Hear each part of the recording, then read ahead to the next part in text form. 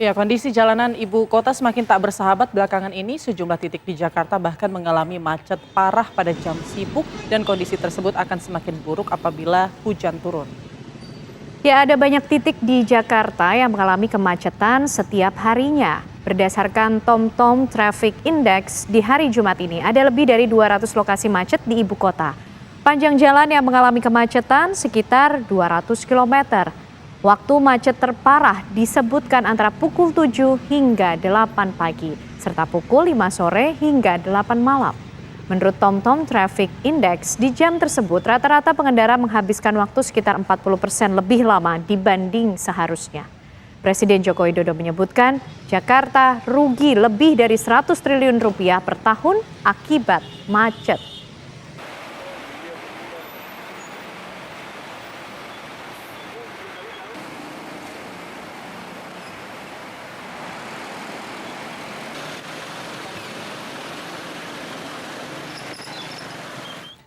Ya, usai pandemi, Jakarta kembali macet. Lalu bagaimana solusinya? Kita akan membahasnya bersama Safrin Liputo, Kepala Dinas Perhubungan DKI Jakarta. Selamat siang, Pak Safrin. Selamat siang Mbak Ken, Mbak Putri. Baik, Pak Safrin, kita mulai dari Manggarai dulu nih Pak. Ini akhir-akhir ini Manggarai menjadi sorotan nih, stasiun Manggarai. Karena ruwet dan juga terjadi penumpukan penumpang. Ini sebenarnya apa yang terjadi? Bagaimana sebetulnya pengelolaannya di sana? Ya baik, jadi saat ini stasiun Manggarai telah ditetapkan sebagai stasiun sentral. Jadi memang di tahap awal biasanya akan ada penyesuaian perpindahan antar KRL dan tentu kita berharap bahwa secara tidak lama masyarakat akan dapat menyesuaikan pada saat sistem sudah mulai berjalan normal. Kami juga dari pemerintah Provinsi DKI Jakarta telah menyiapkan layanan Transjakarta yang melintas di kawasan Manggarai, bahkan di beberapa waktu tertentu untuk layanan bus kami upayakan untuk ditambah sebagai antisipasi jika ada masyarakat yang kemudian turun di stasiun Manggarai untuk melanjutkan ke kawasan-kawasan di sekitarnya dengan Transjakarta, bus kami sudah siap. Demikian, Mbak. Pak Syafrin, tapi integrasi transportasi umum ini nampaknya juga menimbulkan keruwetan Pak di kondisi luar stasiun Manggarai. Lalu skema seperti apa yang dipersiapkan dari Dinas Perhubungan DKI Jakarta sendiri?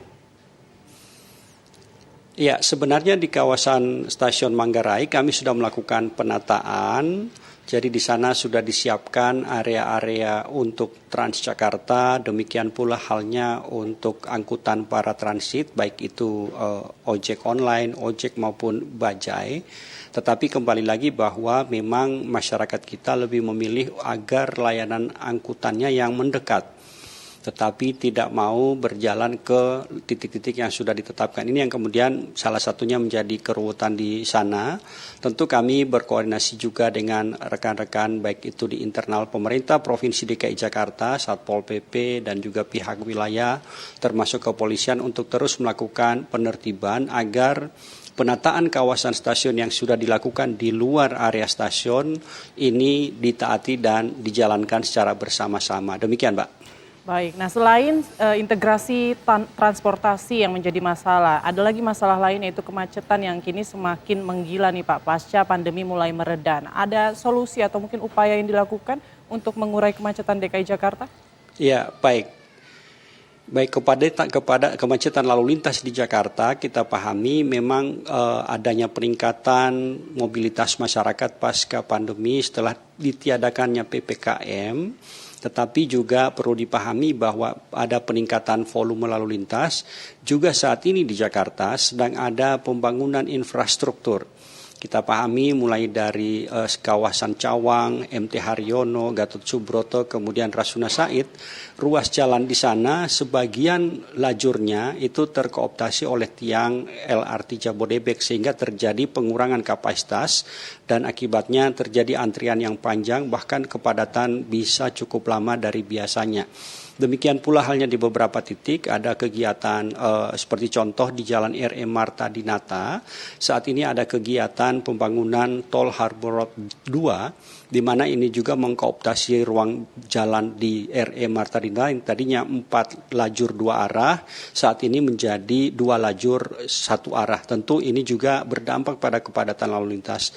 Termasuk di dalamnya juga pembangunan 6 ruas tol dalam kota yang di sisi timur dan utara Jakarta, mulai dari Jalan Sultan Hamengkubuwono 9 ke arah Pegangsaan 2 sampai dengan ke Kelapa Gading, Moi, itu juga mengkooptasi beberapa ruang lalu lintas. Tentu kami dari pemerintah Provinsi DKI Jakarta terus berkoordinasi dengan seluruh stakeholders agar pada saat selesainya pelaksanaan pembangunan, maka pengembalian fungsi jalan ini menjadi prioritas kami sehingga mobilitas warga pada saat berkegiatan di Jakarta itu lebih baik ke depan. Demikian Pak. Pak Syafrin, bagaimana dengan electronic road pricing atau rencana jalan yang berbayar yang kemudian sempat mencuat beberapa waktu lalu? Ini yakinkah kemudian bisa diterapkan Pak di jalanan di ibu kota dan mengurangi kemacetan tentunya yang kita hadapi sampai saat ini? Baik, untuk electronic road pricing itu sekali lagi saya sampaikan itu adalah alat, tetapi prinsipnya yang dilakukan Jakarta nanti adalah terkait dengan pengendalian lalu lintas secara elektronik.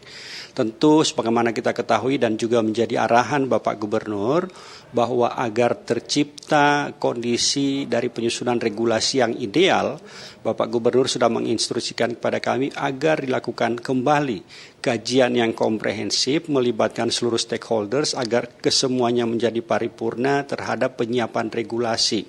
Dan kemudian juga tentu kami akan melibatkan seluruh stakeholders untuk itu, serta melakukan kajian ulang terhadap regulasi-regulasi yang saat ini sudah diterbitkan oleh pemerintah, dalam hal ini Kementerian Perhubungan selaku pembina teknis di sektor transportasi, untuk diselaraskan dengan regulasi yang nantinya akan dibuat.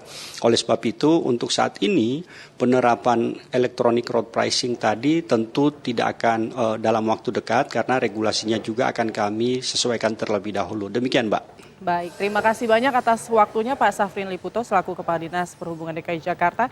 Kita harapkan kemacetan ataupun permasalahan transportasi di ibu kota ini segera selesai ya. Dan selamat siang Bapak. Baik, selamat siang, terima kasih.